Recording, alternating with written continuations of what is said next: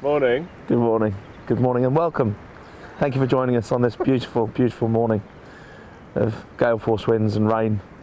I had a phone call from David last night. Actually, I don't get phone calls anymore, just a message saying, should we go out tomorrow morning? I said, it's going to be very windy. And I said, okay. And he said, well, we'll still go, we'll be fine. I don't know, I mean, he's obviously quite bouncy. He's not seen me for a while, he's been away travelling the world. See you. I've seen you in ages. Happy New Year. Yes, Happy New Year. Happy New Year. Come on. And then I got a phone call this morning. Luckily, he was stopping to get coffee, saying that it was my fault that the rain had accompanied the wind. You said it's windy, not rainy. Well, they normally do go together. You know, if you get high winds, there is a chance you're going to get quite heavy rain as well. And that's exactly what we've got, but we're now in between a shower, so we're going to quickly run off into the woods and see if we can find a deer that's not been drowned. So hopefully there will be something in there still walking around. Yeah, exactly. I'm sure we'll find a lot of Aladdin slippers this year. But no, we'll, as I say, we've got to go and find hopefully a doe or two. We need some for the table, so we shall head off into the woods and see what we can find.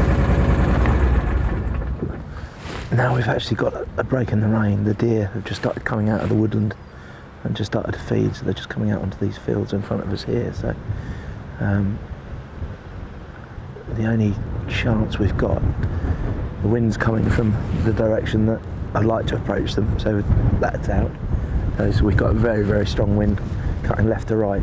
So the only bit of ground we can move into where they're not going to see us, we've just got a bit of dead ground here. If we can get over to that dead tree there and just crawl across, we might be able to just get a shot on them down there. So I think we shall get ready and see if we can sneak in. What's your rifle of choice today? Rifle today is we've got a nice Sako with a laminated stock, which I do like. I think they are very, very pretty rifles. So this is a 2506 we're going to be using today, which again is a cracking little calibre. I've used them for many years, but no, they are absolutely superb. The 2506, where did your sort of knowledge of that come from? You must have been introduced to it somehow, or? A friend, I mean, I've always liked 3006s, and a friend of mine always used to use 2506, and he's used it. Well, actually, two very good friends of mine use 2506 and have used 2506 over the years. And you've got a nice bullet weight range for pretty much everything we've got over in this country. If you've got a long barrel, then obviously it makes the most of them, it makes the most of the ballistics for some of the longer range shooting as well. So I think as a rifle there for this country, they're a very, very useful tool. But again, everybody's going down to the 6.5s these days, but I think the 2506s have still got their place. One on the right.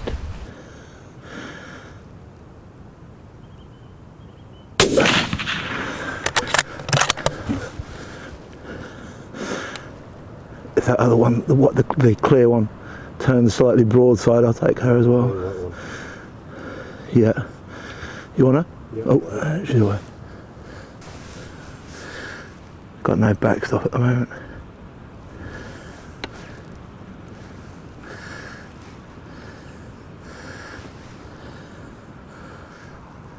No backstop on those at the minute.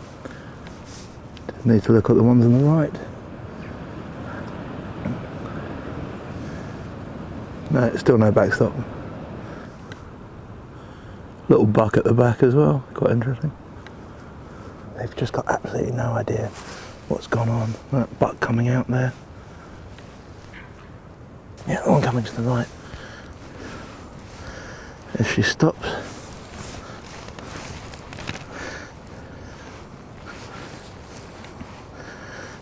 You want her?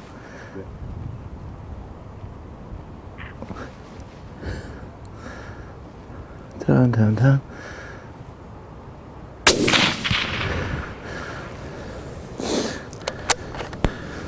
Again, she wasn't going to drop on the spot. There you go. She's over and down. But she was a little bit hyped up. She'd got the adrenaline in her.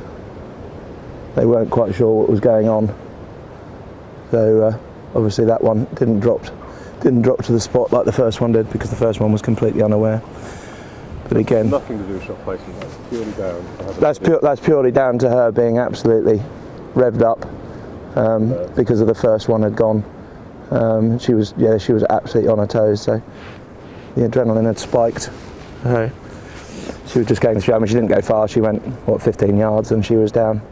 Sometimes after the first shot they will head off, but what I try to tend to do is, rather than chip away and always disturb them so they're always getting shot at, is just try and come down on a less frequent basis, and then if you can take 2 or 3 out of the herd rather than keep spooking them. That way, when a shot does go off, very often you do get the chance of another one, and they're not getting pressured all the time, not getting pushed off the ground.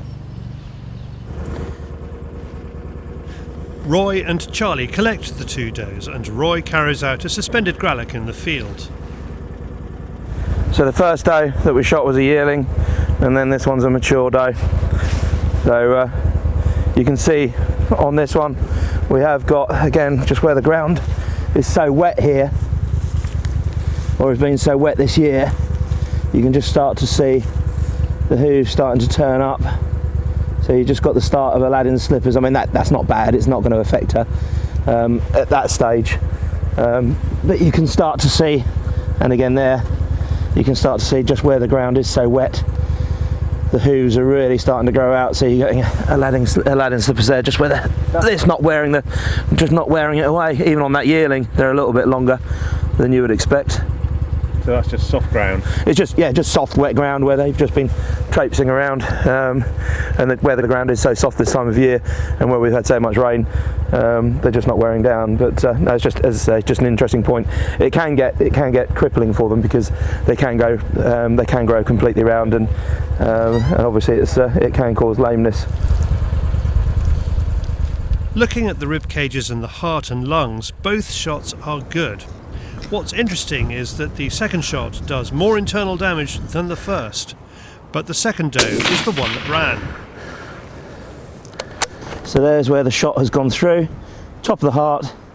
So we've severed everything going in and out of the top of the heart there, and we've taken the majority of the interception with the lungs there as well. So absolutely perfect shot placement. Hopefully we'll see exactly the same on the yearling, but obviously the yearling didn't go anywhere where she hadn't been revved up from the shot beforehand as the mature doe had been. Actually, looking at that was slightly higher, so still through the lungs, at the top of the heart, massive disruption all the way through. There you go, at the top of the heart there, and just took everything out. So we didn't quite even get as much damage on the shot as that round went through, but still she dropped on the spot. So to help manage and shoot deer in an efficient way, hit the stealth button and keep your deer calm. One on the right.